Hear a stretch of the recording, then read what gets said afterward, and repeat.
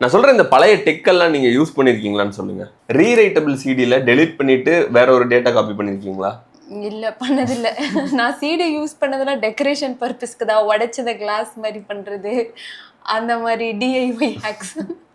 அதை காப்பி பண்றது யூஸ் பண்றது அது யூஸ் பண்ணது இல்ல, உடைச்சதை யூஸ் பண்ணிருக்கேன். விசிடி பிளேயர் யூஸ் பண்ணிருக்கீங்களா? 3 சிடி வைக்கிற விசிடி பிளேயர் இருக்கு, அது இருந்திருக்கு, அதுல யூஸ் பண்ணிருக்கீங்களா? இல்ல, இந்த அயன் படத்துல வருமே அது. அது இல்ல, அது வந்து சிஸ்டம்ல பிசில இருக்கு. அதுல ஒண்ணுதான் வருமா? ஆமா, நிறைய வந்தனால பார்த்தது கூட இல்ல. நம்ம வீட்ல பழைய விசிடி பிளேயர் ஒன்று இருந்துச்சு, இந்த மாதிரி 3 சிடி போடுற மாதிரி.